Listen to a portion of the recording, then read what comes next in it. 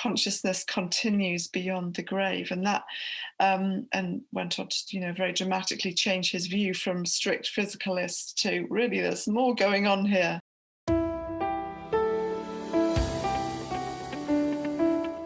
There are some very interesting data sets out there in clinical neuroscience that highlight precisely what Wilder Penfield was seeing, which is that human beings are highly complex, and there is always data that is so surprising and that actually gives us pause for thought and cause to kind of question and just really think about things. Now, one example would be a study that was conducted by Professor Adrian Owen and published in the prestigious journal Neuroscience in 2006, where they studied patients in a persistent vegetative state and were able to make contact with a very small number of these patients that were showing no outward signs of consciousness, and were able to train them to answer a series of biographical questions using their mind. They were able to say, look, if imagine you're playing tennis.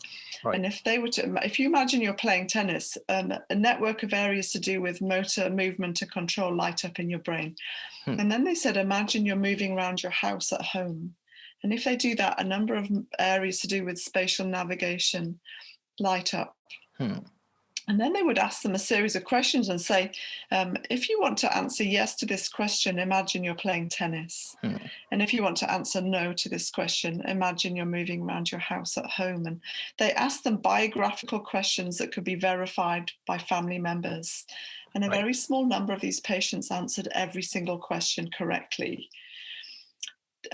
showing that despite significant damage to their brain, they were showing levels of consciousness, obviously not the same levels compared with a healthy human being, but way more than we even just a few decades ago thought was happening in a person of that in that condition.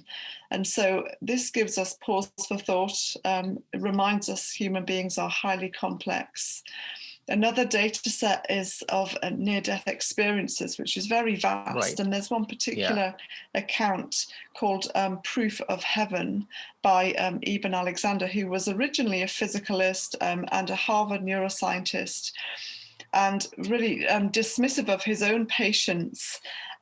He was a neurosurgeon, and his patients had come to him after surgery and recounted experiences of consciousness in their surgery despite being in a state of clinical death. And he was very dismissive until he had a bacterial meningitis that almost ended his life in, I think, about 10 years ago.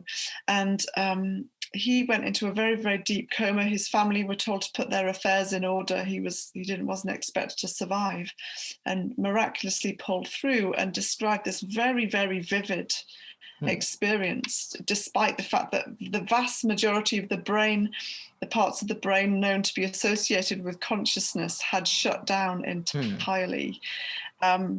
And he drew some very powerful conclusions that consciousness continues beyond the grave, and that and went on to very dramatically change his view from strict physicalist to really there's more going on here. And this is really what we see when we start to look at people, take it out of the realm of pure philosophy and pure neuroscience into the clinic and into human beings. We see that there's so much more going on.